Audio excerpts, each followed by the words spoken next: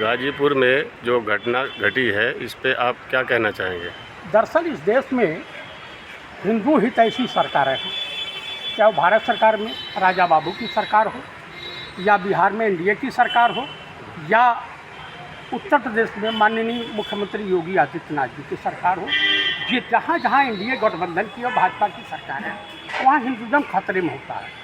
तो जब हिंदुज़म की रक्षा करनी है तो किसी न किसी ब्राह्मण को, किसी बेरोजगार नौजवान को तो इसका भाई कुर्बानी तो देनी ही पड़ेगी। तो गाजीपुर में यही हुआ, यहाँ तक कि वहाँ का जिलाध्यक्ष ये बताने से इनकार कर दिया कि ये हमारे पार्टी के कार्यकर्ता थे। गांव वालों ने विरोध किया, बेइज्जत किया, इसको कुकुर की तरह से वहाँ से भगाया भाजपा के जिलाध्यक्ष। तो कुल मिलाकर के मैं यही कहूँगा, बिहार में जिस तरह से छात्रों के ऊपर और बेरोजगार नौजवानों के ऊपर एनडीए सरकार, नीतीश की सरकार ने लाठीचार्ज किया है, महिलाएं रो रही हैं, बच्चियां रो रही हैं। आप क्या याद दिलाना चाहते हो? आप जलियांवाला बाग की याद दिलाना चाहते हो, जिस तरह से ब्रिटानिया गवर्नमेंट ने क्रूरता की सारी सीमाएं पार कर दी। हिंदुज़म खतरे में है, न हिंदू खतरे में है, न मुसलमान खतरे में। दरअसल भाजपा के नेताओं की कुर्सी और ऐशो आराम खतरे में पड़ गया। आप बिहार में तो गुंडई से आप जो है नेता प्रतिपक्ष के खिलाफ यही दिनेश सिंह, जिन्होंने अपने ही सरकार को आईना दिखाया था, आज जा कर के वहाँ पे उनके खिलाफ धरना प्रदर्शन करते हैं। आप मुझे बता दीजिए कि डीएम उनके लिए चाय नहीं मंगाता, बाद में कहने पे चाय मंगाई जाती है, 4 बिस्कुट होता है। राहुल जी की देखिए उदारता कि लीजिए भाई 2 बिस्कुट खाइए, जिंदा रहेंगे तो हम लोग का विरोध करेंगे।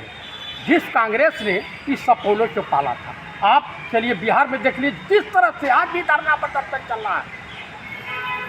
Chief justice government of India, supreme court के चीफ जस्टिस ने क्या कहा? अटॉर्नी जनरल से कहा बांग्लादेश, श्रीलंका और ताजी नेपाल की दशा देख लीजिए। क्या हिंदुस्तान में भी ये देखना बाकी रह जाएगा? लोकतंत्र की हत्या होगी। आप देखिए आसाम में किस तरह से आदिवासी आंदोलन कर रहे हैं। आप मुझे बताइए पंजाब में ये वीडियो सोशल मीडिया पर डाला, पता नहीं सत्य है या असत्य है, कि एक बैग पंजाब को बहाने के लिए वो जो डैम का जो है फाटक खोल दिया गया और आपस में बात करते हुए लोग कह रहे हैं न रहेगी बांस न बजेगी बांसुरी। इसमें आम आदमी पार्टी के लोग भी हैं और बीजेपी के लोग भी हैं। तो बताइए ये सरकार दर्शाना क्या चाहती है? देश को गृह युद्ध की आग में झोंकना चाहती है? देश के जो 40% 45% हमारे देश के युवा हैं, इन्हें क्रिमिनल बनाना चाहती है, इन्हें अपराधी बनाना चाहती है। वो किसी इंस्पेक्टर का बेटा भी हो सकता है, किसी एसपी का भी बेटा हो सकता है, किसी आईएएस का भी बेटा बेटी हो सकते हैं। युवा इस देश का भविष्य होता है और युवाओं को बर्बाद कर दें। अरे भाई धन्य हो उत्तर प्रदेश के माननीय मुख्यमंत्री, अपनी पीड़ा को याद कीजिए। जब आप जेल गए थे, पार्लियामेंट में विधवा आलाप कर रहे थे। पार्लियामेंट में 2 ही लोग विधवा आलाप किए थे, एक जो है विश्वनाथ सिंह हमारी गाजीपुर के, पूर्वांचल की बदहाली, भुखमरी और गरीबी पर रोया था, पूरी पार्लियामेंट रोई थी और ये रोए थे, पूरे हंसी के पात्र हो गए थे। देखिए हिंदू मरे, मुसलमान मरे, सिख मरे या ईसाई मरे, लेकिन मरता है इंसान। पीड़ा सबको होनी चाहिए। तो कुल मिलाकर के मैं यही कहूँगा, ये जो हो रहा है हिंदुस्तान के भविष्य के लिए, लोकतंत्र के लिए ये घातक साबित होने जा रहा है। अगर युवा रोड पर उतर गया, 84 का मुझे वो वाक़या याद है जो पंजाब में घटित हुआ। पूरे भारत सरकार की चूल हिल गई थी। हमें एक प्रधानमंत्री को खोना पड़ा, जनरल बैदा मार दिए गए थे वहाँ पे, क्या बोलते हैं, पुणे में। तो इस देश के युवाओं को भटकाइए नहीं, इन्हें रोजगार चाहिए। और देश की अर्थव्यवस्था पे क्या बोलना है? जिस देश की 90 करोड़ जनता 5 किलो राशन पर अपना जीवन यापन कर रही है, उस देश की अर्थव्यवस्था पे कोई बहस नहीं करनी है और करनी भी नहीं चाहिए। आप जातिवाद किसी भी देश के लिए, धर्म की राजनीति किसी भी देश के लिए घातक साबित होती है।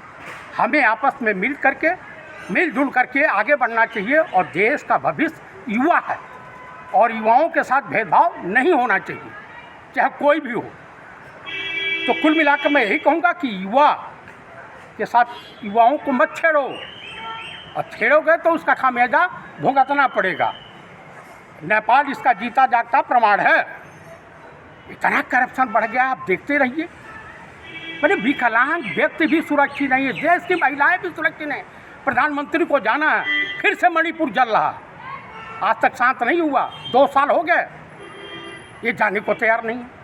पहलगांव पुलवामा की याद ताज़ा हो रही है। आप क्या चाहते हो, इस देश को दंगा फसाद की आग में झोंकना? आप सुरक्षित रहोगे क्या? फोर्स आपको सुरक्षित रख पाएगी? बिल्कुल नहीं रख पाएगी। कितने लोगों को गोली मरवा दोगे?